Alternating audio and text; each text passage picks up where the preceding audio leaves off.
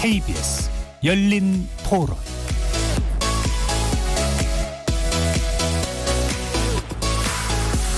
안녕하십니까. KBS 열린 토론 정준희입니다. 대북 정책에서도 보면 트럼프가 좀 급진적으로 빨리 뭔가를 진행해서 결과를 얻으려고 했다 그러면 바이든은 좀 안정적으로 자기네 이익을 좀 더 고려해서 진행될 걸로 보여서 기존 정권하고는 상당 부분 많이 틀려질 것 같아요. 기후협약 다시 가입한다는 조건이 있으니까 대외적인 부분에서는 상당히 협력적으로 좀 변할 것 같아서 그런 부분은 긍정적으로 보고 있는 상황입니다. 서로 잘 지내지 않을까 국제 전체적으로는 그렇게 생각하고 있어요. 훨씬 더 이제 다 같이 사는 걸로는 좀 더 좋지 않을까. 트럼프가 너무 이렇게 막 트위터나 이런 것 때문에 너무 부각되고 너무 트럼프 위주의 그런 사고방식대로만 이렇게 움직였던 것 같은데 뭔가 좀 이렇게 전체를 좀 볼 수 있는 포용할 수 있는 약간 그런 사람인 것 같아서 좀 더 나아질 것 같다. 트럼프가 할 때처럼 그 불확실성이 없어질 것 같고 탑다운 방식보다는 버텀업 방식이 안정적인 정책을 장기적으로 갖고 가지 않을까. 한미동맹이 일단은 더 강화돼야 되겠죠. 그걸 명제로 해서 여러 가지 방법을 찾아야 될 것 같고요. 이제까지 우리나라가 너무 북한에 대해서 미국의 그 중재자 역할, 그러니까 3자 역할밖에 못했는데 이제는 그 바이든 정부와 합쳐서 우리도 협상 대화의 그 주체가 됐으면 좋겠습니다. 거리에서 만나본 시민들의 목소리 잘 들어보셨습니까? 오늘 토론 주제는 바이든 시대 개막, 미국의 한반도 정책 변화 있을까입니다. 미국 제46대 대통령 선거에서 민주당 조 바이든 후보가 당선됐습니다. 트럼프 대통령 측은 패배를 인정하지 않고 있지만 바이든 당선인은 내년 1월 20일로 예정된 행정부 출범을 위해 정권 인수 절차에 본격적으로 나섰는데요. 미국 현지 전문가들은 한반도 관련 미국 정책에 상당한 변화가 찾아올 것으로 전망하고 있습니다. 한미 관계에선 도널드 트럼프 행정부 시기에 흔들렸던 한국과의 동맹을 회복하고 강화할 것으로 전망한 반면 북한 비핵화 문제에선 트럼프 행정부의 하향식 의사결정, 즉 정상 간 담판을 통해 문제를 해결하려던 것과는 달리 실무 협상을 토대로 상향식 의사결정을 택할 것이라 예상했는데요. 오늘 KBS 열린 토론에서는 네 분의 전문가 모시고요. 주한미군 감축설 등 한미 외교 현안을 비롯해 북핵 협상 관련 쟁점에 관련된 바이든 행정부의 정책 전망해보고 관련 대책 모색해보는 시간 갖도록 하겠습니다. KBS 열린 토론은 여러분이 주인공입니다. 문자로 참여하실 분은 샵 9730으로 의견 남겨주십시오. 단문은 50원, 장문은 100원의 정보 용료가 붙습니다. KBS 모바일 콩, 트위터 계정 KBS 오픈, 그리고 유튜브를 통해서도 무료로 참여하실 수 있습니다. 시민 논객 여러분의 뜨거운 참여 기다리겠습니다. KBS 열린 토론 지금부터 출발합니다. 살아있습니다. 토론이 살아있습니다. 살아있는 토론, KBS 열린 토론. 토론은 라디오가 진짜입니다. 진짜 토론, KBS 열린 토론.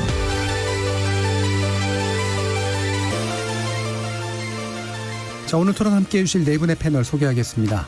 김한정 더불어민주당 의원 나오셨습니다. 네, 안녕하세요. 김한정입니다. 신원식 국민의힘 의원 자리하셨습니다. 네, 반갑습니다. 신원식입니다.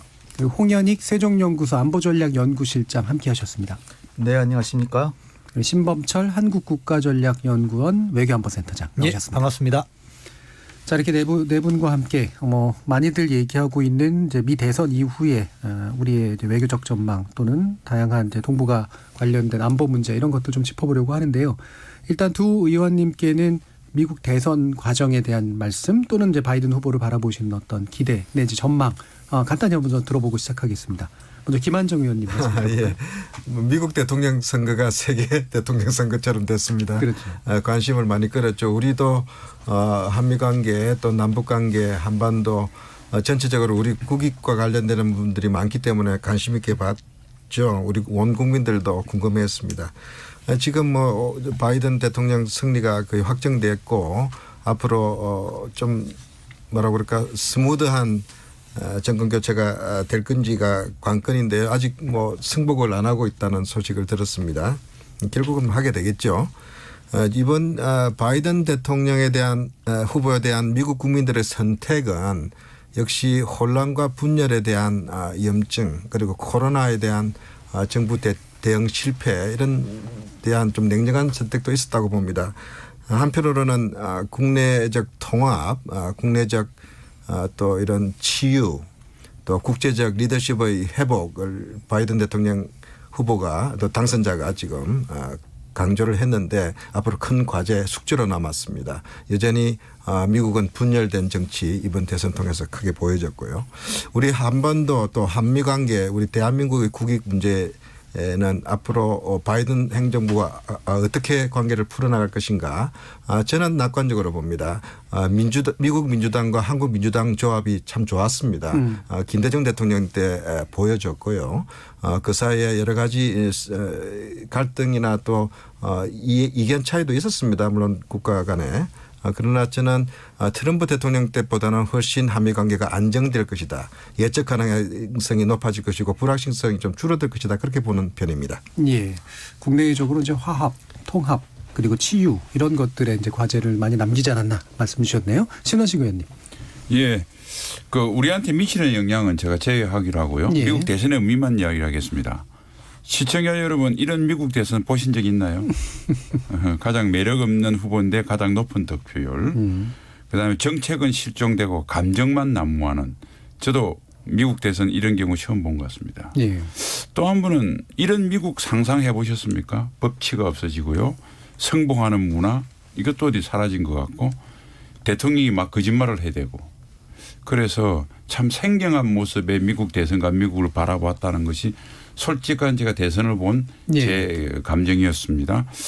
바이든 후보의 당선자의 그 당선은 미국의 전통적인 가치, 상식과 보편의 승리라고 이렇게 봅니다. 그렇다 하더라도 완전히 미국이 우리가 알고 있던 미국으로 돌아가긴 어려울 거예요. 왜냐하면 이다나 트럼프가 던진 파문이 크기 때문에.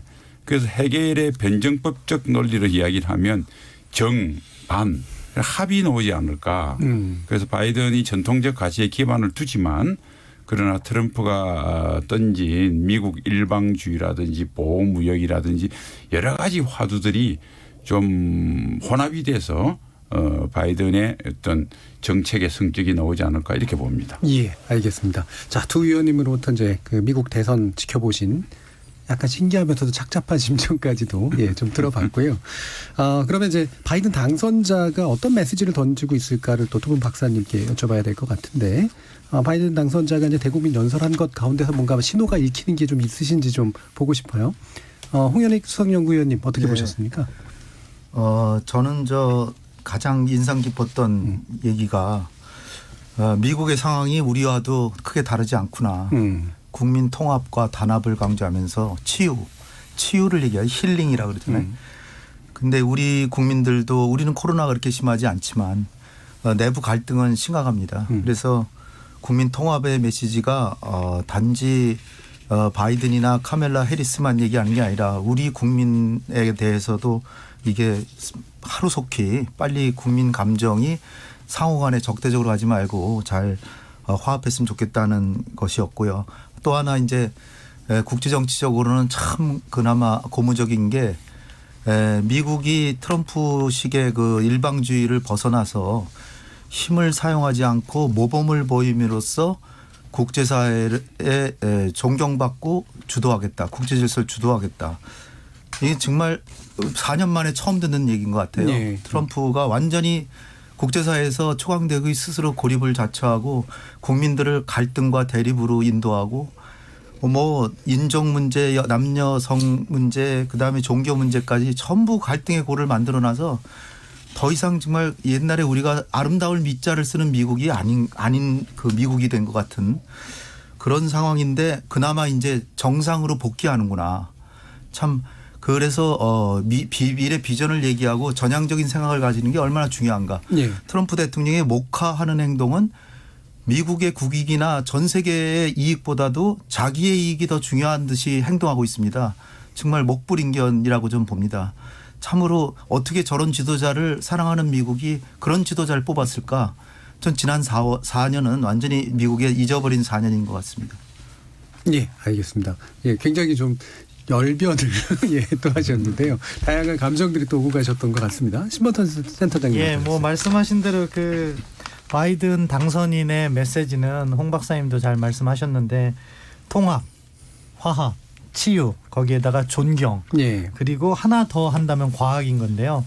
통합이나 화합 부분은 많이 말씀해 주셨고 존경 부분은 국제사회 리더십을 갖다가 다시 확보해야겠다. 트럼프는 Make America Great Again이라고 했는데 Make America Lead Again. 다시 네. 미국을 리더 국가로서 만들겠다 하는 부분에 있어서 국제 질서를 존중하고 또 동맹국들에 대해서 우호적으로 대하고 그런 부분이 이제 우리가 기대감을 갖게 하는 부분이고요. 하나 더 한다면은 과학, 사이언스를 강조했고 뭐 지금 인수위 관련해서 TF를 구성하는데 그것도 코로나 대응과 관련해서 먼저 이렇게 준비하고 있는 그런 모습인데요. 아무튼 바이든으로서는 현재 미국이 안고 있는 문제점은 잘 알고 있다고 봐요. 분열된 나라, 그리고 코로나 대응에 실패한 나라, 그리고 국제사회에서 리더십, 영향력을 점점 잃고 있는 미국. 이것을 이제 고치기 위해서 움직일 텐데 지금 처음부터 삐걱거리는 모습이기 때문에 네. 나름대로 고민은 많을 거라고 생각합니다. 예, 알겠습니다.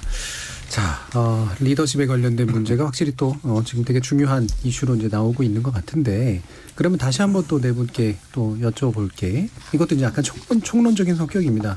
바이든 행정부의 한반도 정책은 물론 트럼프 행정부와는 달라질 것 같은데 그 달라진 결과가 오바마 행정부하고 유사한 것으로 돌아가는 게 될지 아니면 아까 이제 정반합 얘기하셨습니다만 제3의 어떤 방식이 될지에 대해서도 한번 견해를 여쭙고 싶어요. 이번엔 거꾸로 한번 가보겠습니다. 신센터장님부터. 저는 앞서 신 의원님께서 좋은 지적을 해주셨다고 생각합니다. 어떠한 행정부도 과거에 했던 일을 그대로 답습하는 일은 없어요. 사실 우리나라의 행정부를 봐도 조금씩 변화를 하면서 그 상황에 주어진 최선의 선택을 하겠죠. 그렇기 때문에 한반도 정책, 오바마 정부 8년을 근데 여기에서 오해는 있더라고요. 8년을 다 전략적 인내로 보시면 안 되고요. 네네. 처음 4년은 전략적 인내라고 표현할 수 있겠지만 북한이 2012년 2월 229 합의를 위반한 229 합의는 북한이 이제 당시에 오바마 행정부가 대선을 앞두고 있었는데 그것을 갖다가 미연에 이제 거기 북한 문제를 어느 정도 가라앉히기 위해서 북한이 핵실험과 미사일 실험을 하지 않으면 경제적 보상을 한다는 약속을 했어요. 그래서 이거를 오바마 행정부가 대선 카드로 활용하려고 했는데 2달 있다가 북한이 미사일 실험을 하게 돼요. 예. 그 이후에 오바마 정부 출범이 되는 2013년에 핵실험을 했고 그 다음부터는 사실은요. 전략적 인내가 아니라 전략적 압박이라고 표현하는 게 맞아요. 예. 그 기간 동안 엄청나게 많은 제재가 만들어졌죠. 예. 그렇다고 해서 바이든 행정부가 그 당시 제재로만 돌아갈 것이냐. 그런데 또 상황이 바뀐 거죠. 뭐냐. 그 사이에 북한 핵 능력은 고도화됐고 또 북한의 핵을 이대로 방치하게 되면 핵 확산의 우려가 있는 거죠. 따라서 지금 바이든 당선인의 김정은에 대한 불신이나 이렇게 의심에 가는 시각 그리고 또 thug, 깡패라는 표현 이런 것은 후보자 있을 때의 표현이라고 생각하고 대통령이 돼서 대북 정책을 전개함에 있어서 어느 순간 관여가 필요하다는 건 알고 있을 것이고 따라서 그 시점을 언제로 가져올 것이냐 하는 부분이 관건이다 이렇게 봅니다. 예, 초기 오바마 정부 초기에 그 전략적 인내, 그다음에 후기에 제재 두 가지가 또 다 완전히 답습은 안 되는 그런 형태가 될 것 같다. 예, 홍현리 의원님. 국제 정치를 볼 때는 복합적으로 봐야 됩니다. 그러니까 바이든이 오바마 때 부통령을 했고 그 시절의 행동을 답습할 거다. 그렇게 전혀 생각할 수가 없습니다. 왜냐하면은 제일 중요한 게 제가 생각하는 거는 첫 번째는 결국 북핵 문제의 당사자는 대한민국이고 대한민국의 정부의 성격이 그때와 지금이 전혀 다르다는 거죠. 오바마 행정부가 들어섰을 때는 이명박 박근혜 정부였고요. 그래서 제가 그 당시에도 늘상 북핵 문제를 다루고 있었는데 당시에 이제 처음엔 타이밍을 잘 오바마가 놓쳐서 북한이 2009년 4월에 장거리 미사일 쏘고 5월 달에 핵실험해서 타이밍이 서로 엇갈렸죠. 오바마는 사실 처음에 대담하고 직접적인 해결한다 그래서 특사라도 파견할 듯이 했는데 실제로 다른 문제가 중요하니까 이제 미뤄뒀다가 뒤통수를 맞은 거죠. 오바마가 체코에 가서 핵 없는 세상 연설을 하는데 장거리 미사일을 쐈습니다. 그래서 중요한 것은 그다음에 이제 힐러리 클린턴이 국무장관이잖아요. 힐러리 클린턴이 이제 새로운 접근을 시도하려고 그래요. 조금 이제 갈등을 벌이다가 새로운 접근을 하려고 그러는데 당시에 이명박 정부에서 북한하고 섣불리 대화하지 마라. 그런데 그 바이든이나 오바마 이런 민주당 인사들이 한국을 굉장히 존중하잖아요. 입장을.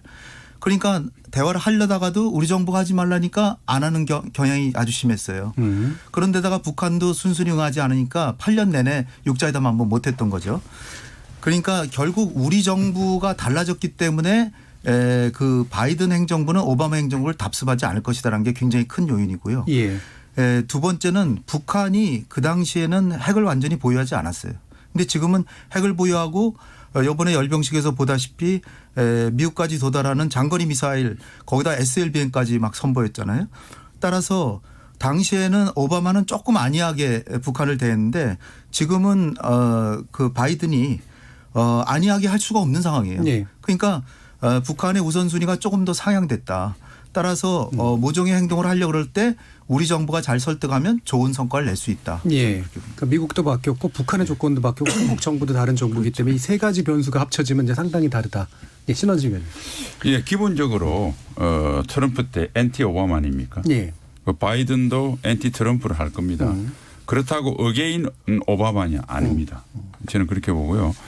그 오바마 정부 때는 우리가 잘 아는 전략적 인내. 그거는 뭐 비단 북핵뿐만 아니고 중국의 부상에 대해서도 상당히 전략적 인내를 했습니다. 그런데 사실은 최초로 미국 대통령 중에서 중국의 부상을 위협적으로 느끼고 계획을 짰던 것은 사실은 그 오바마 정부예요. 아시아 재균형. 예. 그런데 아시다시피 이라크하고 아프가니스탄이 진행형이었죠. 이란 핵 문제 2015년 타결됐지만 그거 신경 썼죠. 2014년도 러시아 우크라이나 때 크림반도 병합이 있었죠. 2011년 12년 제스민 혁명이 있었죠. 그러니까 이거 세계 각국에서 주로 중동 지역에서 뭐가 뻥뻥뻥 터지니까 중국이나 동북아에 집중할 여력이 좀 없었고요. 그다음에 기후 변화라든지 아까 말한 중동 문제에 중국의 어느 정도 협조가 필요했고요. 그다음 리만 사태 이후에 금융위기에 어떤 중국의 재정 정책에 대한 필요도 생겼고요. 그래서 사실은 의지는 있었지만은 할 여력이 미국이 없었다. 그러니까 TPP 같은 좀 소프트한 레버리지를 가지고 이제 중국을 견제하는 정도였는데 이게 2016년, 17년 확 변했습니다. 그러니까 중동 문제가 IS 같은 작은 문제를 제외하고는 좀 더 정리가 됐죠. 그다음에 중국의 부상을 더 이상 미국이 전략적 인내하기는 굉장히 어려워졌고요. 아까 홍현익 박사님이 말씀하신 것처럼 오바마 때까지는 북한은 핵 개발이었고요. 2017년 이후는 핵무장 단계로 바뀌어버렸습니다. 그래서 아까 말한 대로 트럼프와 반대로 하지만은 반 트럼프지만은 그러나 오바마 반복은 아니다. 그래서 이미 이 포린 어페어즈 같은데 이미 그 바이든이 자기 생각을 밝혔잖아요. 그다음에 민주당 정강 정책에도 나와 있습니다. 그러니까 결국은 동맹과 함께 동맹과 파트너십과 함께 다자무역 그리고 보호무역이 아닌 자유무역, 다자협조, 협력, 보호무역이 아닌 자유무역, 그다음에 이제 민주적 가치 이런 걸 중심으로 해서 소위 동북아 문제에 훨씬 말로 떠드는 트럼프보다 훨씬 조직적이고 세련되게 개입을 할 것이다. 뭐 저는 그렇게 봅니다. 예, 동북아 문제 우선순위도 높아졌고 미국도 이제 개입할 의지나 명분이 충분히 생겼고. 예, 김한정 의원님. 예, 앞에서 다 제가 드리고 싶은 말씀 다 하셔가지고요.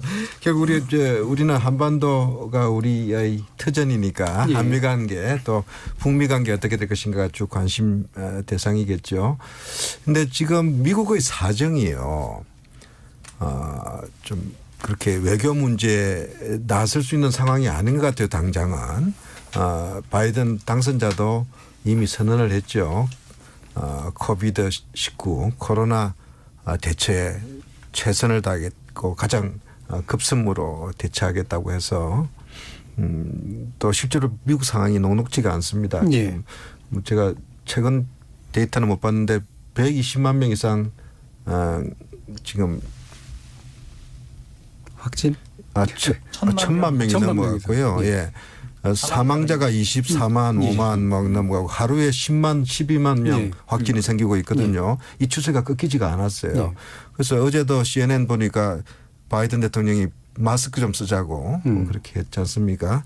그래서 1차적으로는 미국 내 위기 수습, 코로나 위기 수습, 그다음에 여러 가지 갈등의 수습, 그리고 평화로운 좀 안정적인 정부 교대 이런 부분에 치중할 수밖에 없는 상황이고요. 외교적 관심도 다자복귀를 먼저 선언을 했습니다. 기후 협약에 돌아가고 그다음에 WTO나 WHO나 지금 트럼프 정부 때 소원해졌던 그런 국제기구와의 협력 부분들을 강조할 것 같고요. 그다음에 지역적 관심은 역시 중국이 되지 않겠나. 우리는 중국하고 또 무관하지는 않습니다. 이건 또 우리한테는 과제로 남아 있습니다. 한반도라는 것이 우리한테는 굉장히 지금 중요한 또 기로인데 워싱턴에서 한반도 문제를 좀 더 심각하게 보고 또 적극적 관여 정책으로 자리를 잡게 하는 것은 또 우리 외교 노력도 필요하다고 봅니다. 왜 이게 길어지면은 북은 초조해질 수도 있고 또 과거처럼 바람직하지 않은 미국을 자극해서 관심을 끄는 이런 방식으로 돌아가면 안 될 거 아닙니까? 북도 그런데 학습 효과는 있다고 봐요. 오바마 정부 때 그런 게 실패했기 때문에. 그래서 저는 이런 부분을 종합적으로 좀 봐야 된다. 그래서 연속성도 있고 변화도 있을 건데 그러나 우리도 차분하게 이 상황들을 좀 봐야 되지 않겠나. 하루아침에 모든 것이 바뀌지 않지 않겠습니까? 예. 그러니까 이제 국내 문제 해결을 위해서 좀 시간이 좀 많이 필요하긴 할 텐데 그거를 되도록이면 당기는 건 또 우리의 노력이나 이제 북한의 어떤 행동이나 이런 것들하고 또 연관성이 있을 거라고 보셨네요. 마침 이제 국내 문제 얘기를 해주셔서 사실은 제일 중요한 것 중에 하나가 이제 인물들 아닙니까? 누구들하고 이제 같이 이제 일을 할 것인가인데 6, 7개월 이상까지 이제 걸릴 것이다라고 하는 이제 그런 전망까지 나오고 있어요. 일단은 그러면 홍현익 위원님께 지금 현재 거론되고 있는 주요 인물들에 대한 평을 좀 한번 들어볼게요. 국무장관 얘기하시는 거죠? 예. 지금 그 부통령 자체도 부통령이 상당히 외교 부분의 역할도 하는데 부통령은 아무래도 지금 코로나19하고 여성 문제 또 뭐 인종차별 문제 이런 거를 담당하면서 차기 대권 주자로 지금 이번에 각인시킨 것 같아요. 그런데 국무장관으로는 한 4명 정도인데요. 수전 라이스 전 오바마 행정부 때 국가안전보좌관, 그다음에 토마스 도닐런 국가안보보좌관 역시, 그다음에 가장 이 바이든을 오랫동안 섬겼던 사람은 토니 블링컨 전 국무부 부장관인데요. 이 사람이 제일 오래 쫓아다녔고 그 부통령 외교보좌관을 할 때 오바마가 가만히 지켜보다가 국가안보보좌관으로 끌고 갔습니다. 부보좌관으로. 그런데 이제 지금도 대선 경선 중에도 계속 보좌하고 있어서 가장 측근을 시킨다면 토니 블링컨이고 연륜을 보면 수전 라이스는 전 국가안보보좌관을 했는데 이 대선 그 러닝메이트로 부통령으로까지 생각했던 사람이에요. 근데 같은 흑인인데 카멜라 해리스로 낙점이 됐죠. 그래서 좀 더 중량 있는 사람을 쓰려면 수전 라이스가 제일 유망한 것 같고요. 아니면 제일 그냥 오랫동안 자기가 오랫동안 보좌했던 사람 쓰려면 토니 블링컨이 될 것 같고요. 그다음에 앤소니 제이크 설리반이라는 그 부통령 안보보좌관인데요. 이 사람은 40대 중반입니다. 그런데 토니 블링컨이나 수잔 라이스는 상대적으로 현실주의적이고 약간 보수적이에요. 그래서 원칙적이고 대북 강경 기조를 띌 가능성이 크고 만약에 젊은 사람을 써서 제이크 설리번을 국가안보보좌관이나 아니면 국무장관까지는 아직 40대니까 쓸 것 같지 않고요. 백악관 안보보좌관으로 쓴다면 이 진보와 보수가 좀 이렇게 균형을 맞추면서 해나가지 않을까. 단지 제가 볼 때 바이든 당선자는 상당히 김대중 대통령도 직접 얘기하셨듯이 나의 햇볕 정책을 항상 지지해줘서 정말 고마운 분이고 그 이후에도 계속 화해협력을 모색했고 부통령 시절에는 쿠바하고 관계를 정상화했고 이란과의 핵 합의를 뒤에서 다 주도한 사람입니다. 따라서 김정은이 조금만 도발하지 않고 대화에 나오면 김정은이 그야말로 바라는 이란과의 핵 합의 시나리오대로 하면 1단계 합의가 될 수 있다. 저는 그렇게 봅니다. 그러니까 우리 정부가 김정은을 잘 설득해서 도발하지 않고 대화로 나와라. 그러면 이란 핵 합의 김정은이 아마 그거 바라고 있을 겁니다. 그런데 보수 진영에서는 틀림없이 이란과의 핵 합의는 마치 트럼프가 생각했듯이 이거는 핵을 동결만 시키고 제재를 해제시켜줬거든요. 김정은이 바라겠죠. 동결만 하면 해주게 시키는데니까. 그런데 그거를 1단계로 하고 2단계로 총체적으로 나가야지 한 번에 총체적으로 비핵화시킨다 그러면 어렵다는 거죠. 그래서 제가 볼 때는 그 가능성이 우리 정부 하기에 따라서 충분히 길은 있다. 그렇게 봅니다. 그 길에 관련된 부분 뒤에서 아마도 더 자세히 얘기 나누고 일단 평을 들어보면은 누가 되든 간에 어쨌든 이제 보좌관이나 장관 정도는 이제 섞어서 아마 가게 될 가능성이 있고 바이든 대통령 당선자였던 입장 기본적으로 화이기족이기 때문에 그 두 가지가 이제 함께 1단계 뭔가 협상을 만들어낼 가능성이 있는 것 같다까지 이제 얘기해 주셨는데요. 심범철 센터장님 어떠세요? 뭐 지금 인사와 관련해서 논의하는 건데 국무장관은 약간 저는 생각이 달라요. 왜냐하면은 과거 민주당, 공화당 다 봐도 국무장관은 누가 있냐? 정치인이었어요. 왜냐하면 미국 행정부에서 국무장관은요. 넘버 3예요. 그렇기 때문에 전문가를 안 치는 경우는 없어요. 지금도 국무장관 누굽니까? 폼페이오. 하원의원이었죠. 그전에 클린턴 상원의원이었죠. 그다음에 존 케리 상원의원이었죠. 이렇게 국무장관과 같은 경우에는 주로 정치적인 동반자, 자기를 정치적으로 뒷받침해 주는 사람을 임명해서 정치인 쪽에서 갈 가능성이 높아요. 그런데 토니 블링컨 같은 경우에는 사실은 이번 대선 과정에서도 메시지가 토니 블링컨을 통해서 조금 나오더라고요. 역시 앞서 또 홍 박사님께서 말씀하신 것처럼 바이든의 측근이고 그렇기 때문에 블링컨 같은 경우에는 안보보좌관으로 갈 가능성이 높아요. 그러니까 NSC에서 바이든 대통령을 돕는 거죠. 그리고 나머지 인사들은 조금 조율이 필요할 텐데 수전 라이스 같은 경우에는 저는 이번에는 중용되기가 어렵다고 봐요. 왜냐하면은 카멜라 해리스가 자리를 잡고 있어요. 정확하게 겹치거든요. 여성에다가 흑인이라는 게 겹치기 때문에 제한된 범위에서 두 자리를 주기는 쉽지 않아 보여요. 다른 대사라든가 중요한 대사라든가 그쪽으로 돌릴 가능성이 높다 보고 국방부 쪽에서는 요거는 국방부 장관은요 정치인이 올 때도 있었고 전문가가 올 때도 있었어요. 트럼프 행정부에서는 주로 전문가를 썼어요. 에스퍼 국방장관 또는 매티스 국방장관. 그런데 전문가를 쓴다면은 이번에는 미셸 플로노이가 저는 유력하다고 봐요. 왜냐하면 이 사람이 뭐 클린턴 때도 정책 차관을 했지만 일단 유능해요. 또 여성인 장점이 있고 이번엔 백인이기 때문에 카멜라 해리스와 접점도 별로 없죠. 근데 인사는요. 결정적으로는 대통령 마음이기 때문에 지금은 저희는 분석을 할 뿐이지 누가 될지는 정확하게 모르겠고요. 정책 부분에서는 이따가 논의하겠지만 사실은 바이든과 같은 경우에는 대화주의자일 수도 있고 압박주의자일 수도 있는 게 대화는 희망하는 것 같은데 저는 한반도 문제의 근본적인 원인은 한국 정부도 아니고 미국 정부도 아니고 북한에 있다고 봐요. 북한이 핵을 보유하려고 하기 때문에 그런 입장을 근본적으로 못 바꾸면 바이든 대통령도 여지가 없는 게 트럼프 대통령이 탑다운으로 뭔가 만들어 본다고 할 때 그게 실패했다고 비난했어요. 그러면은 바이든은 어떻게 해야 돼요? 트럼프의 조건보다는 좋은 합의를 해야 돼요. 물론 이제 협상이 좌절되고 시간이 길어짐에 따라서 바이든 행정부의 접근이 약간 기대치를 낮추는 방향으로 전개될 수는 있지만 초기부터 무언가 동결 딜로 간다거나 이렇게 발을 낮춘다? 저는 그거는 기대하기 어렵다고 봅니다. 인물평에 대해서 약간의 물론 이견들은 있었습니다만 일단 뭐 많은 해석들을 지금 하는 단계니까요. 뭐 판가라서 뭐 배당하고 이러는 건 아니니까 나중에 좀 더 지켜보면 될 것 같고 그럼 두 의원님께 좀 요거하고 연관된 질문으로 어떻게 이제 외교 라인이 이제 작동하는 것이 맞을까라는 측면인데요. 국회 차원에서도 물론 필요한 부분도 있을 테고 정부 차원에서 필요한 부분도 있을 테고요. 이 부분은 신원식 의원님 어떻게 보고 계시나요? 우리 외교 라인 말씀하시는 거죠? 뭐 지금 이제 방미한다거나 뭐 인사 접촉한다거나 일단은 뭐 아직까지 정부 여당에서 뭐 저희 야당에 정확한 요청은 없는데 뭐 요청이 있다면 언제든지 초당적으로 협조를 하자. 지난번 의총에서 그렇게 결정을 했고요.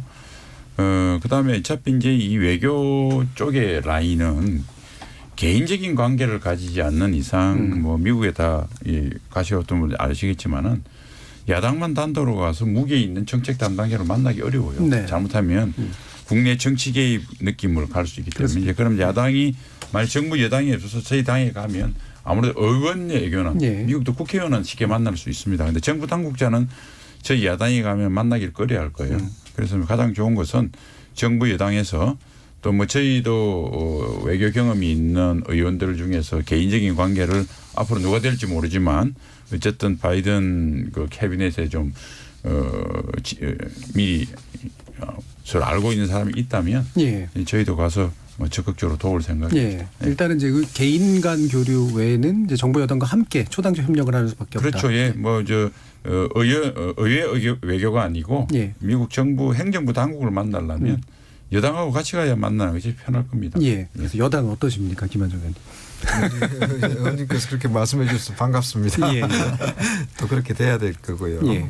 저는 사실 다음 주에 우리 민주당 한반도 TF 대표단이 워싱턴을 가게 돼 있고 저도 방문할 건데요. 야당 의원님들하고 같이 갔으면 좋았겠다 하는 생각을 했는데 예. 아직 좀 충분히 협의가 안 됐습니다. 아마 12월 달에는 그렇게 우리 국회 외교통일위원회에서 계획을 잡고 있습니다. 지금 네. 그리고 뭐 예, 지금 이제 강경화 장관 가서 또 만나는 것도 있잖아요. 예. 예, 지금 강경화 장관님 가 계시고 또 의회 지도자들 그리고 저 국무부랑 이제 파트너 이렇게 만나고 있고요. 또 워싱턴 주변의 정책 의사결정에 영향을 많이 미치는 사람들이 전문가 집단들입니다. 네. 띵크탱크 그런 분들 의견도 수렴하고 있다고 들었습니다. 네. 우리 정부가 앞으로 대미 외교를 어떻게 할 것인가 저는 바이든 대통령 당선자의 스타일을 상당히 좀 지켜봐야 될 것 같습니다. 그분은 정통파입니다. 저는 그렇게 보고 있습니다.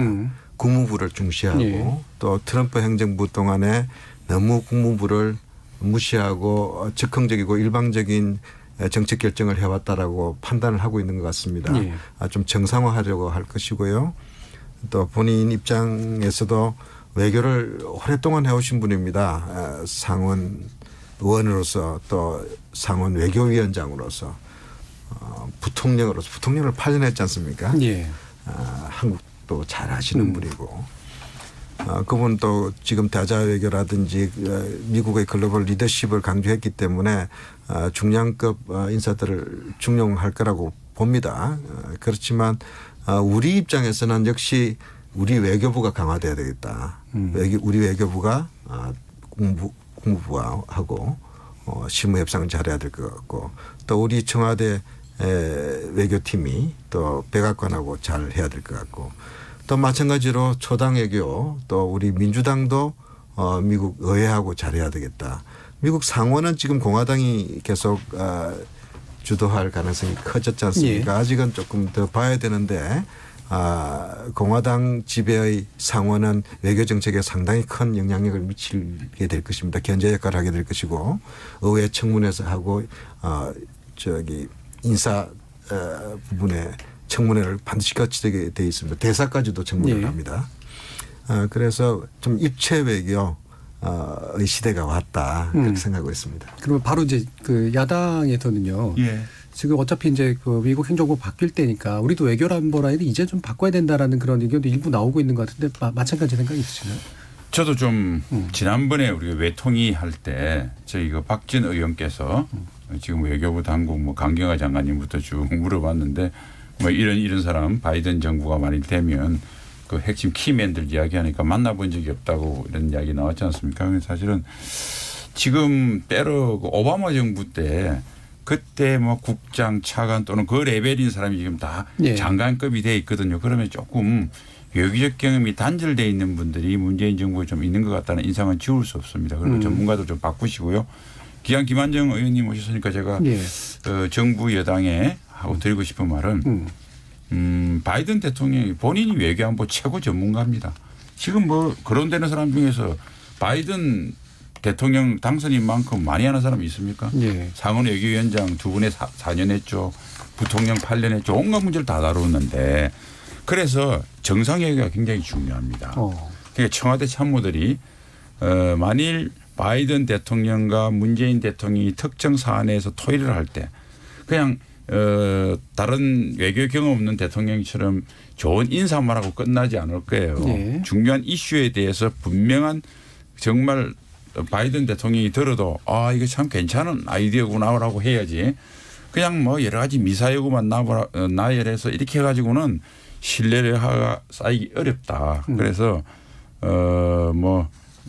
지금부터 좀 이 바이든 대통령의 성향부터 외교 정책부터 글로벌 이슈에 대한 이런 것들을 좀 충분히 스터디가 된 상태에서 우리의 입장을 분명히 전달할 수 있도록 예. 제일 중요한 정상 외교에 대해서 청와대나 정부 여당이 좀 신경을 썼으면 좋겠습니다. 바로 김한중 의원께 다시 한번 그럼 네. 말씀드릴게요. 방금 지적한 것에 대해서는 어떻게 보시나요? 정말 계속 제가 오늘 잘못 왔다 싶은 게 제가 하고 싶은 말씀을 훨씬 더 신우 씨가 잘해 주셔서 지금 감사드립니다. 갑자기 초당적인 분위기가 거의 제가 생각이 다르지 않고요. 예. 다만 우리 지금 외교안보 팀이 좀 바뀌어야 되지 않느냐. 이거는 제가 잘 모르겠어요. 제가 그건 좀 말씀드릴 상황도 아니고요.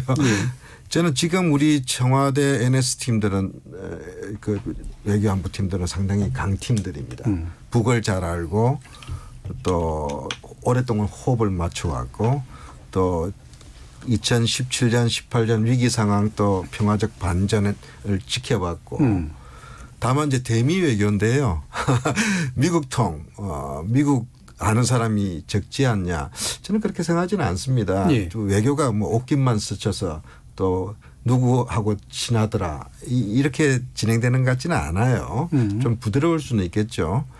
우리 한미 관계도 지금 동맹 70년 그리고 많은 인적 네트워크들이 형성이 됐습니다. 저는 도리어 강조하고 싶은 것은요.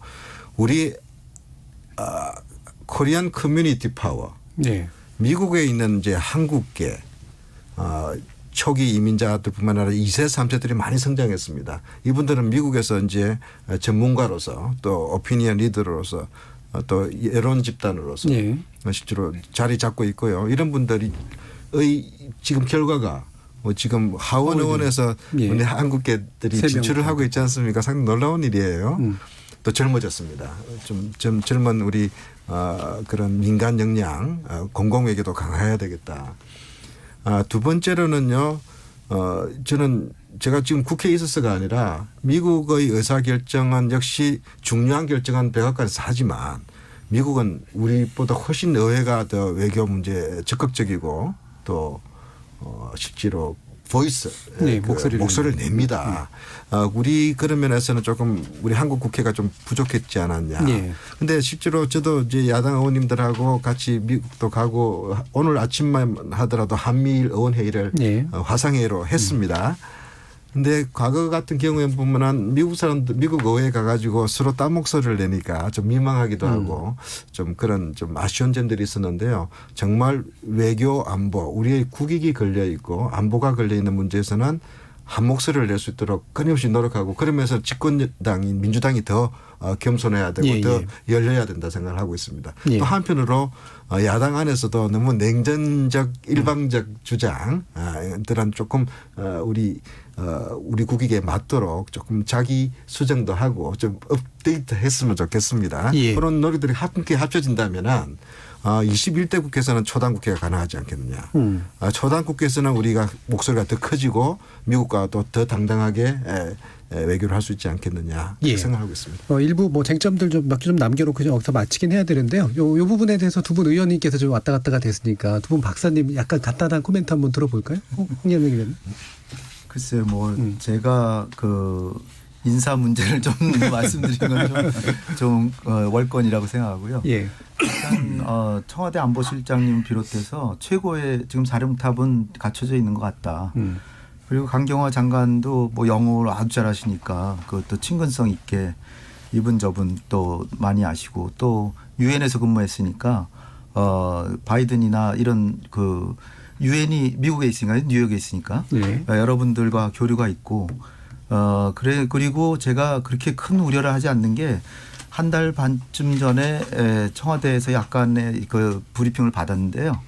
그 당시에 벌써 이 바이든 쪽과도 연결을 노력하고 있더라고요. 단지 행정부는 트럼프 행정부이기 때문에 공개적인 행보는 자제하고 이를테면 미국에 가서도 밤에 한밤중에 만났다든지 비공식적으로 그리고 지금까지 밖에 안 알려졌잖아요. 안 알려졌지만 사실은 라인을 만들어 놨을 거라고 저는 볼 정도로 브리핑도 하고 또 요번에 그 한 달 전쯤인데요. 트럼프와 바이든 간의 경쟁에서 바이든이 대체로 이 길이라는 걸 확신하고 있더라고요. 예. 그 정도로 다 미국의 정세를 다 분석하고 있기 때문에 저로서는 상당히 신뢰하는 상황. 신보철 사장님. 예, 뭐 인사 문제 말씀하셨고 뭐 미국과 비공식 접촉하고 있다. 당연히 했을 거라 보고요. 예. 우리 외교부가 그 정도 역량을 갖고 있어요. 또 워싱턴 DC에 있는 우리 대사관에서 선거 때마다 TF가 구성돼서 잘 팔로우업을 하고 그런 부분에 있어서는 저는 문제가 없을 거라고 생각해요. 근데 중요한 것은 오히려 컨텐츠예요. 어떤 컨텐츠를 미국에다 이야기할 거냐. 네. 그런 부분 잠시 후에 토의하기 때문에 길게 말씀은 안 드리겠지만 사실 우리 정부의 대북 정책이 조정돼야 되는 부분이 있고 동맹 정책도 약간의 수정이 필요한 부분이 있어요. 예. 그거를 대통령께 진솔하게 보고하는 사람이 필요하다. 예. 대통령의 눈치만 봐서는 안 되는 상황이 됐다. 그렇게 말씀드리고 자세한 건 2부 토의 때 말씀드리겠습니다. 알겠습니다. 신보철 사장님이 또 선수셔서 또 그걸 딱 남겨놓고 마무리를 해주셨습니다. 저희 청취자들 의견도 많이 좀 들어와 있어서 한번 들어보고 가겠습니다. 정의진 문자캐스터. 네, 지금까지 청취자 여러분이 보내주신 문자들 소개합니다. 유튜브 청취자 이창섭님. 바이든 대통령 당선자는 한반도 문제에 상당한 관심을 이미 가졌던 것으로 알고 있습니다. 적어도 트럼프처럼 막무가내식 위협을 만들어내는 대통령은 아닐 겁니다. 최적의 바람님. 남북 문제에 대해서는 바이든에게 많은 것을 기대하기 어렵지 않을까요? 해주셨고요. 바이든도 남북미 협상을 열심히 구상하고 있으리라 생각되고요. 종전선언 논의 시작되었으면 합니다라는 의견도 있었습니다. 2967님. 영원한 적도 영원한 우방도 없다 했습니다. 미국에 너무 의존하지 말고 오직 믿을 건 우리의 국력입니다. 힘 있는 나라는 아무도 터치 못합니다. 오윤재님. 트럼프 4년은 미국에게 커다란 학습이 되었다고 보여집니다. 바이든은 내적으로 미국 국민의 진정한 화합과 의식 향상, 외적으로는 동맹국 간 실질적 공생, 번영을 도모할 것입니다. 유성우님. 미국이 과연 한반도 통일에 얼마나 관심이 있을까요? 북핵을 방치하고 그걸 이용해서 중국을 압박하는 데만 힘을 기울이지 않을까 우려됩니다 해주셨네요. 네, KBS 열린 토론. 이 시간은 영상으로도 생중계하고 있습니다. 유튜브에 들어가셔서 KBS 1라디오 또는 KBS 열린 토론을 검색하시면 지금 바로 토론하는 모습 보실 수 있습니다. 방송을 듣고 계신 여러분이 시민 농객입니다. 계속해서 청취자 여러분들의 날카로운 시선과 의견 보내주세요. 지금까지 문자캐스터 정의진이었습니다. 토론이 세상을 바꿀 수는 없습니다. 하지만 토론 없이 바꿀 수 있는 세상은 어디에도 없습니다.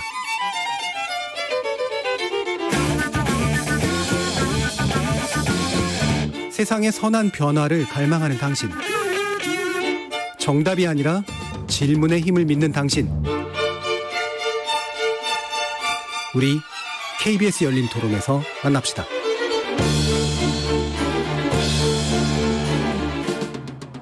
KBS 열린 토론, 오늘은 바이든 시대 개막, 미국의 한반도 정책 변화 있을까라는 주제로 신범철 한국국가전략연구원 외교안보센터장, 홍현익 세종연구소 수석연구위원, 신원식 국민의힘 의원, 김한정 더불어민주당 의원, 이렇게 네 분과 함께하고 있습니다.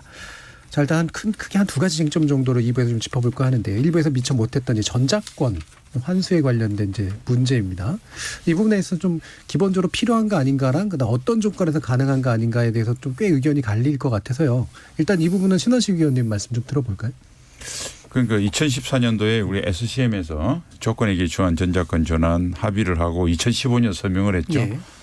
이 오바마 때 정부 때입니다. 그리고 2017년 문재인 정부 트럼프 정부 들어서서 제일 처음 6월 달에 한미 정상회담 할 때 조건에 기초한 그렇죠. 전작권 전환 원칙을 재확인을 하셨고요. 단지 하나 이제 조건을 충족하게 해서 좀 조기 전환하기 위해서 노력하자 이런 그 말씀은 있었었죠. 그래서 뭐 조건에 기초한 전작권 전환에 대한 건 뭐 원칙에 대해서는 한미가 이견이 없으리라고 봅니다. 단지 이미 보도도 되고 했지만 올해 SCM에서 조금 온도차가 느껴졌어요.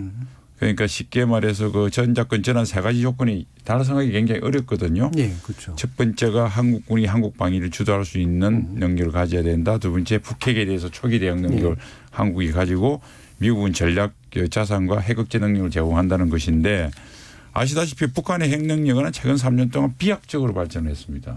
그런데 우리의 대응 능력은 굳이 표현하면 북핵 능력은 기하급수적으로 우리의 대응 능력은 산술급수 정도로 발달해서 미스매치가 더 커졌죠.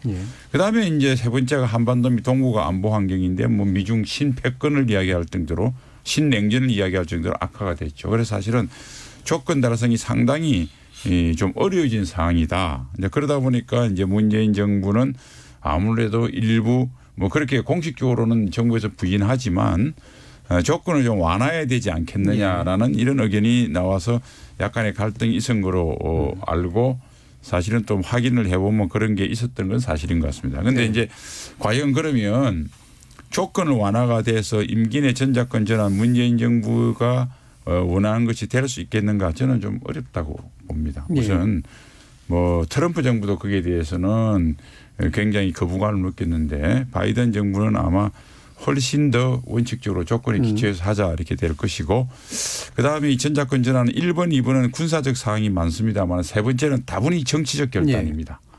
그러니까 미중 갈등이 이 악화된 냉전 구도로 보느냐 안 보느냐에 따라서 완전 평가가 달라지는 거거든요. 그런데 아시다시피 뭐 바이든 정부의 대정책 이런 걸 볼 때 상당 기간 중국이 어느 정도 미국이 원하는 국제규범이나 질서 인권 문제를 수용하지 않는 이상 이 갈등이 수면화로 내려갈 가능성이 있기 때문에 저는 전작권 전환은 조건에 기초한 원래대로 그대로 추진될 것이다. 뭐 그렇게 봅니다. 원래대로 추진될 거고 아마도 그 주권이 총적되기는 당분간 어려울 거다. 당분간 좀 어렵다고 봅니다. 저는. 예, 지금 홍현익 위원님은. 네. 전작권 전환은 사실 다 아시다시피 노무현 정부가 추진했던 거 아닙니까? 2012년 4월 17일에 전환하기로 날짜를 못 박아서 가고 있었는데 그 지금 식으로 얘기하면 3단계 검증에서 2단계까지 아무 문제가 없다. 한 80% 정도 잘 수행되고 있다. 그래서 국방부에서 뭐 2012년 4월 17일은 반드시 전환될 수 있다. 이렇게 해서 가고 있었어요. 그런데 갑자기 뜬금없이 천안함 폭침 사건 나니까 이명박 정부에서 그걸 일방적으로 그냥 연기해 버렸습니다. 사실은 아무 문제가 없다고 국방부에서 이미 다 판단한 사항이었던 거예요. 그런데 이명박 정부가 연기했고 박근혜 정부가 또 무기한 연기하는 식으로 해서 조건에 기초해서 전작권 전환을 한다 그랬는데 그거는 이미 전작권 전환을 안 하려고 합의한 거나 마찬가지다. 지금 신장군께서 애초에 합의가 잘못됐다고 보시는 건가요? 신 의원님께서 잘 말씀하셨지만 이게 그 뭐 귀에 걸면 귀걸이 코에 걸면 코걸이에요. 근데 전환을 해주는 당사자가 판단하기에 임의로 판단할 수 있기 때문에 우리가 작전 지휘권 능력이 있다라고 판단하는 걸 무슨 기준에 할 것이며 또 뭐 핵 무기를 재래식 무기로 어떻게 우리가 막아낼 수 있다는 거를 능력을 갖춰야 준다는 것이며 그다음에 한반도 정세가 전작권 전환에 유리한 형세가 됐다고 하는 걸 누가 무슨 기준으로 판단하겠습니까? 미국이 이번에도 지금 물러난 그 에스퍼 국방장관이 지금 우리 국방장관한테 뭐 한반도 뭐 그 병력 그 수준 유지하는 것도 그냥 빼버리고 그냥 거의 일방적으로 그냥 통보를 해버렸잖아요. 그래서 제가 볼 때는 우리가 좀 더 강력한 의지를 가지고 그리고 군 장성들이 정신 똑바로 차려야 됩니다.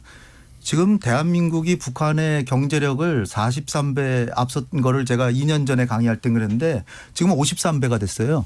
경제력이 50배가 넘어갔고요. 국방비를 10배 이상 쓴 지가 20년 가까이 됐어요.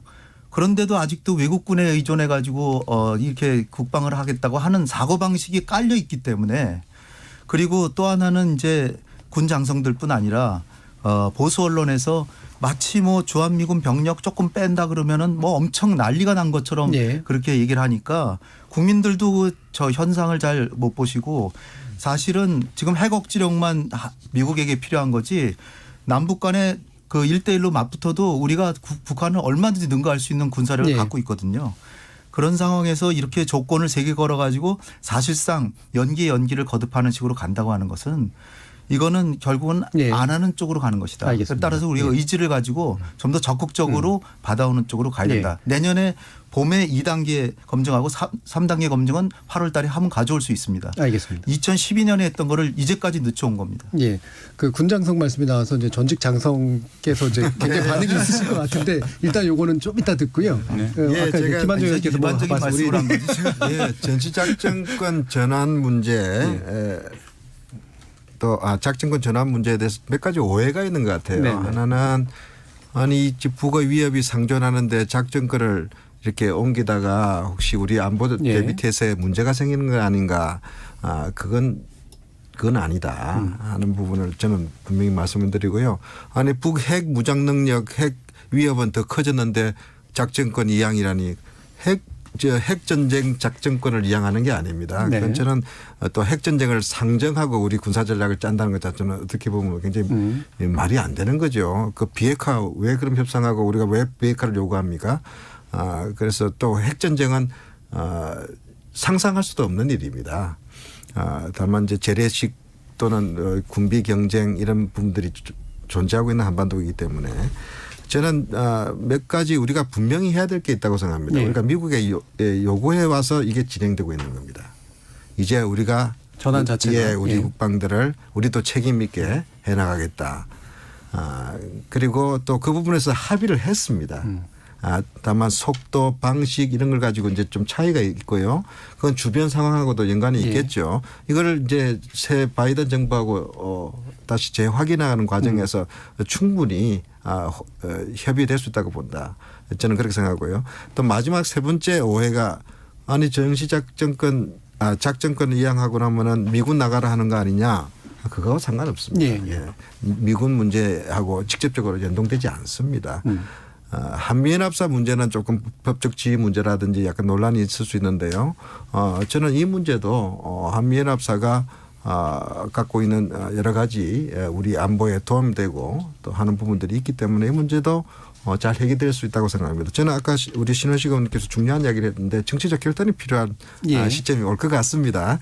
이 검증평가에 대한 주관적인 차이도 있고 또 미국은 미국대로 선의로 해석해서 우리 여러 가지 안보 관리 능력에 대해서 좀 걱정하는 부분도 있을 수 있고 또 북어 위협에 대해서 또 과대하게 생각하는 부분이 있고 우리도 또 그런 부분은 경청해야 될 부분들이 있기 때문에 또 마지막 하나 빠뜨리지 않아요.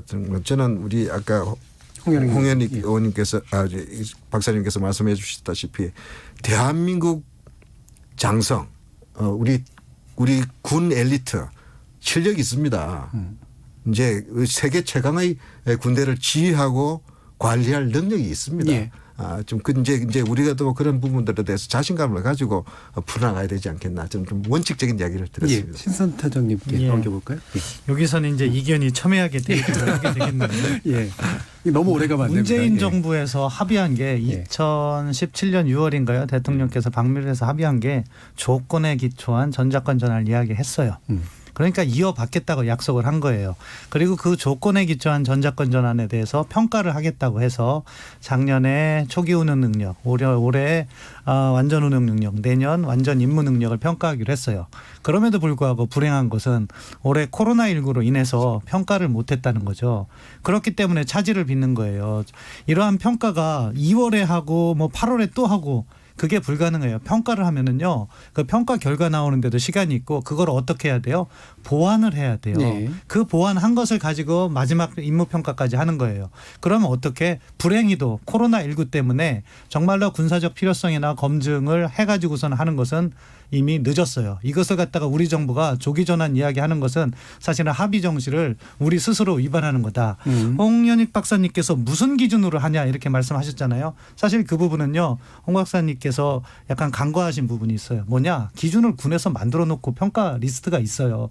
그 안에는 정량 평가가 있고 또 정성 평가가 있어요. 정량 평가는 한미 양측에서 정치적 판단을 할 수 있는 게 아니라 어떤 기준을 충족하면은 그거는 충족됐나 안 됐나를 확인하는 거고 정성평가는 사실 조금 정치적 평가가 들어갈 수도 있다고 봐요. 하지만 그 합의된 리스트가 있기 때문에 그것을 갖다가 검증을 마치고 전환을 하는 것이 대한민국 국가 안보에 필요한 부분이 있다고 보는 거죠.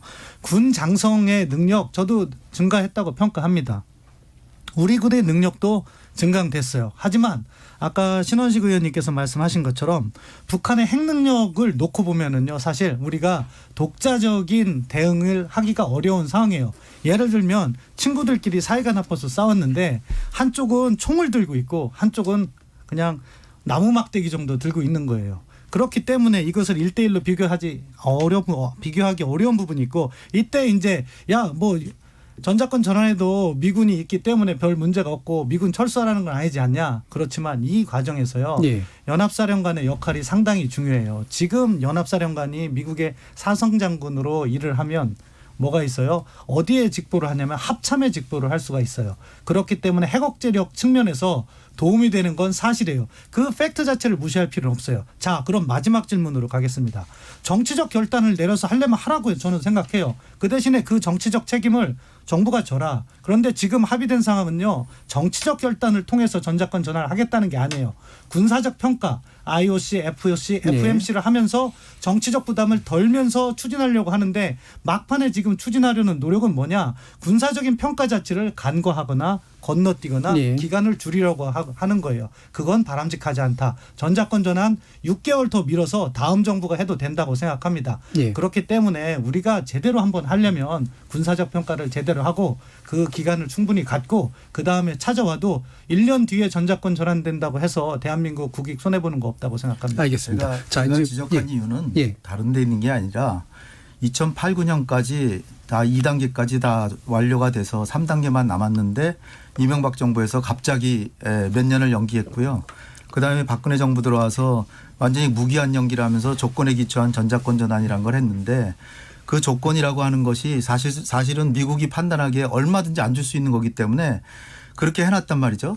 지금 아까 그 말씀 맞아요. 문재인 정부 들어와서도 이걸 다시 확인했어요. 그러나 이거를 문재인 정부가 처음으로 이거를 약속한 게 아니라 이전에 그렇게 해왔는데 그걸 사정을 변경해 가지고서는 이제 조건에 못하겠다라고 할 때 한미 관계 자체가 망가져 버려요. 그러니까 보수 정부에서 이렇게 그 미국에 너무 유약하게 모든 걸 의존하는 식으로 만들어 놓은 게 다 씨앗이 가지고 여기까지 왔다는 알겠습니다. 거죠. 아까 말씀하신 그런 부분이 나온 상황인데 거니까. 지금 마치 문재인 정부가 이걸 추진해서 하고 약속을 어겼다는 식으로 얘기하면 그건 곤란하죠.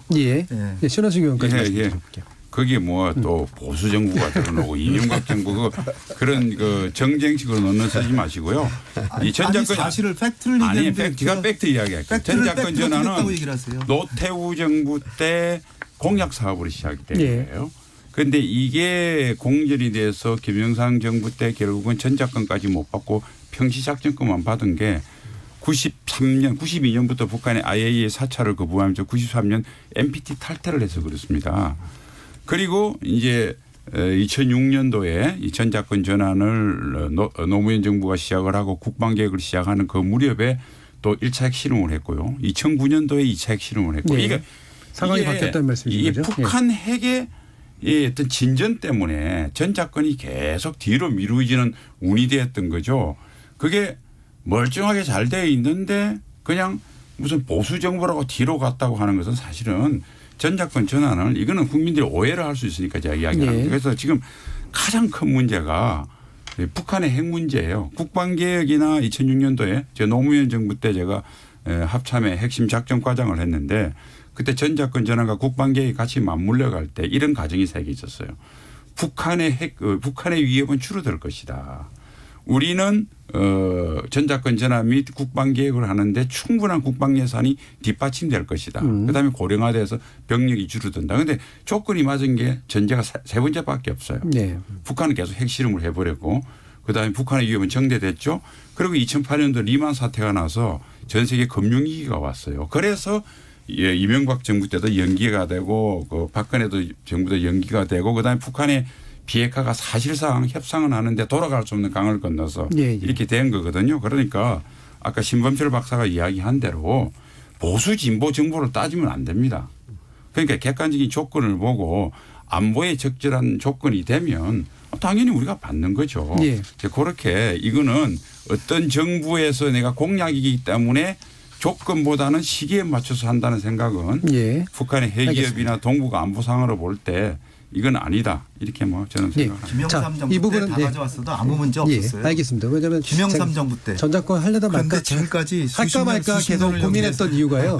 이렇게 이제 세게 의견이 나올까 봐 그랬는데 사실은 더 하는 게 맞긴 합니다. 근데 오늘 논의 중에 하나는 꼭 더 해 주실 게 필요한 게 바로 이제 북핵 문제거든요. 계속해서 나오는 게 이제 북핵이란 조건 때문에 이제 그런 거 아닙니까? 아까 신범철 박사님께서 대통령께 좀 이거 방향 전환을 좀 누군가는 솔직하게 얘기해야 된다라는 취지의 의견을 주셨고 또 약간 말씀 남겨놓으셨잖아요. 어떤 의견이신가요? 일단 우리 정부가 바꿔야 될 부분은 탑다운의 시대는 끝났다는 걸 알아야 돼요. 네. 일단 그 출발은 탑다운이 언젠가 다시 돌아갈 수 있지만 그 출발은 실무진 접촉부터 갈 수밖에 없다.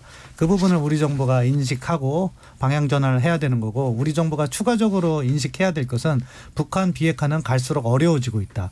이 부분과 관련해서 우리 정부가 비핵화 문제를 최근 들어서 종전선언 이야기하고 하면서 약간 톤다운 하려는 모습을 보여요. 그것은 우리 정부 입장에서는 북한을 대화로 유인하기 위해서 그렇다고 하지만 사실은 그런 부분에 있어서는 현실과 다른 부분이 있고 이것을 같이 마치 사실인 것처럼 미국에 이야기할 때 미측의 공감대를 얻어내기가 어렵다. 따라서 두 가지죠.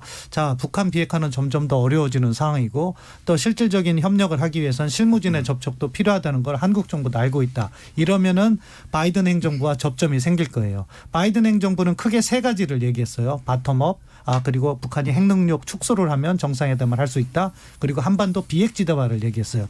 이 부분은 어떻게 앞으로 전환될 것이냐. 당초 처음부터 아까 김한정 의원님께서 잘 말씀하셨는데 이 비핵화 협상이 바이든 행정부 초기에 진행되기 어려운 것은 워낙 국내 문제가 복잡하다 보니까 우선순위가 뒤로 밀려요. 이때 조심할 게 있어요. 북한이 자신들의 문제가 뒤로 밀린다고 하면 전략 도발을 할 수가 있어요. 따라서 우리는 북측에 대해서 전략 도발을 하지 말라는 메시지를 하고 상황을 관리해야 되죠.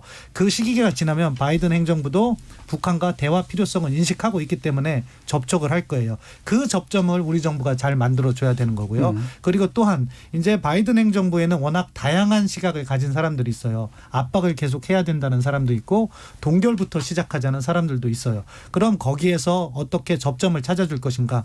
동결 이야기를 우리 정부는 분명히 미측과 할 거라고 보는데 동결부터 시작한다면 적어도 비핵화의 최종 상태라든가 어떻게 비핵화를 할 것인가에 대한 로드맵 부분은 합의를 해야 된다는 게 대한민국의 국익이라고 봐요. 이런 부분을 사실 여야가 맞대서 잘 머리를 이렇게 대화를 통해서 머리를 맞대고 공조를 하면 전 답은 있다고 봐요.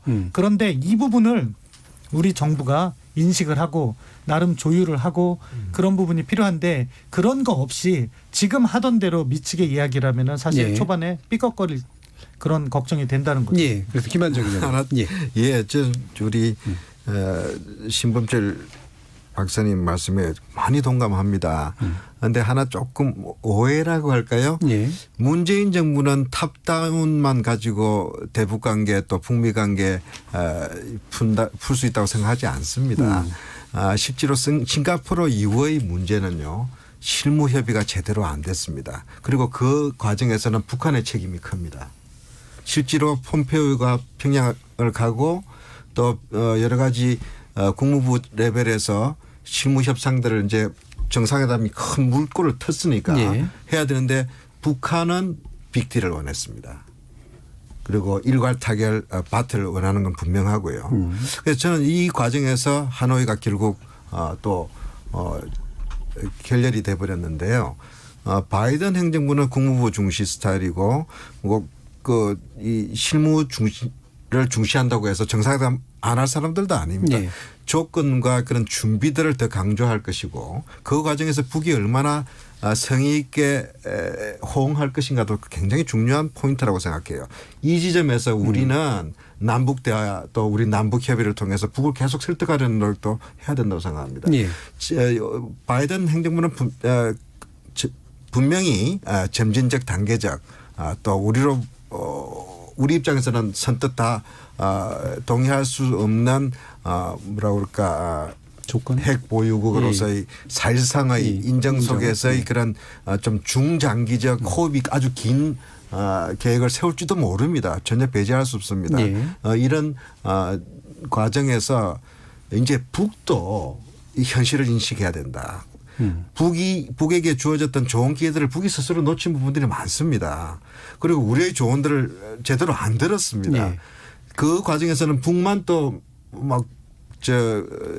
디모나이즈 악마화할 수도 없습니다. 북은 북대로 고립되어 있고 자기들의 처지 속에서는 아주 극단적인 선택, 뭐 이건 오해의 표죠. 있고요. 뭐랄까 자기들이 할 수 있는 초이스들이 선택들이 많지 않다고 또 생각하는 부분들이 있거든요. 그 결정적인 원인은 역시 신뢰의 부족 아닙니까? 신뢰를 쌓아나가는 노력들 속에서 우리 문재인 대통령이 보였던 놀라운 인내에 대해서 어떻게 보면 많이 모독도 받고 또 오해도 받는데요. 그만큼 이 문제가 복잡하다 하는 측면을 다시 한번 강조해드리고 싶어서 톱다운 위주의 목매다는 그런 대북외가 아니다. 그 부분만 1초만 얘기하면요. 사실 이 탑다운을 어디가 시작했냐면 우리 정부가 시작한 거예요. 이게 안 풀렸다고 해서 말을 바쁘시면 안 되고 왜 김정은 위원장의 비핵화 의지가 있다는 얘기로 백악관에 가서 정상회담을 연결 그 탑다운을 시작한 건 문재인 정부였기 때문에 말씀드립니다. 그건 많은 그러나 아니다라는 얘기시고 1초는 분명히 아니셨습니다. 자, 그럼 이제 시간이요. 많이 남진 않아서 1분 약간 남짓하게 두 분께 좀 드려야 될 것 같아요. 1분 한 20초. 그래서 마지막 마지막 발언 주시게 되겠습니다. 우리 김한정 의원님도 계시니까 저는 이제 처음에 우리 문재인 정부 들어서서 어느 토론 프로에서 그런 이야기를 했어요. 우리 금융위기 연구원 케네스 로코프가 이번엔 다르다고 하는 책자가 아주 유명했잖아요. 그게 이제 최근 몇백 년 동안 80여 개의 금융위기를 보니까 왜 똑같은 게 반복됐느냐. 이번에는 다를 것이라고 해서 사람들이 버블이 형성이 되는 거거든요. 그래서 이제 제가 지난 3년 반 지나셨으니까 문재인 정부도 이번에는 다르다. 우리가 하면 다르다는 생각을 하지 마시고 우리가 해도 똑같다. 이번에도 똑같다. 이렇게 해야 다른 결과를 놓는다고 봅니다. 이번에는 다르다고 접근을 하면 똑같은 결과가 나오거든요. 어려울 수 있다라는. 그래서 우리가 아무리 해도 얼마 그전에 뭐 북한하고 많은 개인적인 관계가 있는 분이 높은 직위에 대해서 이야기를 해도 보수 정부가 했던 상대적으로 북한과 접촉이 작았던 보수 정부가 해도 크게 결과는 다르지 않을 것이라고 출발을 하면 얼마 안 남았지만 문재인 정부가 역대 정부보다는 북한 비핵화에 훨씬 의미 있는 성과를 거두리라고 생각을 하고 그렇게 좀 겸손한 자세로 접근해 주셨으면 감사하겠습니다. 알겠습니다. 홍현희 위원님. 트럼프 대통령이 김정은을 3번 만났지만 약속한 걸 하나도 안 지켰습니다. 김정은은 나름대로 지켰어요. 여러 가지를 했습니다. 핵실험도 안 하고 미사일도 안 쏘고 인질도 돌려보내고 유해도 보내고 장거리 미사일 실험장 해체 작업까지도 했어요. 트럼프 대통령 말만 떠버리고 아무것도 안 했어요. 이게 제가 드리는 말씀인데요. 이거는 트럼프만의 문제가 아니에요. 2000년부터 북한이 자기가 살겠다고 핵을 만들었다.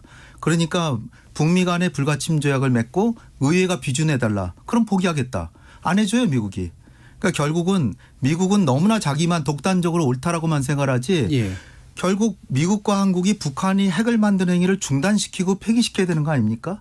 그러면 북한도 하나의 정치체제인데 그들도 핵을 내려놓고 나서도 생존할 수 있다는 걸 보여줘야 되잖아요.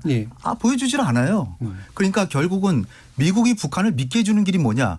지금의 바이든이 해줄 수 있는 거는 첫 번째로 자기의 정적이지만 트럼프가 6.12 싱가포르 합의에서 했던 거 나도 지키겠다. 라고 시작을 해야 돼요. 그걸 우리 정부는 용기를 내 가지고 당당하게 미국 정부한테 욕을 하고 그러면은 바이든 대통령 당신이 그 국민들한테 국민 통합을 하자고 하는 메시지도 전달이 되고 북한도 알겠습니다. 끌어들일 수 있다. 그런 식으로 가서 신뢰를 쌓아가면서 하자. 이런 식으로 하고 카멜라 해리스가 얘기했던 대로 단번에 비핵화를 하려고 그러는 건 실패하는 거나 마찬가지다라고 했어요. 그러니까 점진적으로 해대 지금 1단계로 동결시키고 제재 완화하고 2단계로 그 완전한 비핵화를 한다는 식으로 가면 충분히 할 수 있는데 미국은 뭔가 북한의 양보를 얻으려고 하거나 아니면 동시 행동을 안 하려고 그래요. 알겠습니다. 그러니까 제가 우방이지만 미국을 비판할 수밖에 없습니다. 알겠습니다. 자, KBS 열린 토론, 열띤 토론으로 이것으로 모두 마무리하겠습니다. 오늘 토론 함께해 주신 김한정 더불어민주당 의원님, 그리고 신원식 국민의힘 의원님, 홍현익 세종연구소 수석연구위원님, 그리고 신범철 한국국가전략연구원의 외교센터장님, 네 분 모두 감사드립니다. 수고하셨습니다. 네, 감사합니다. 저는 내일 저녁 7시 20분에 다시 인사드리겠습니다. 지금까지 KBS 열린 토론 정준이었습니다.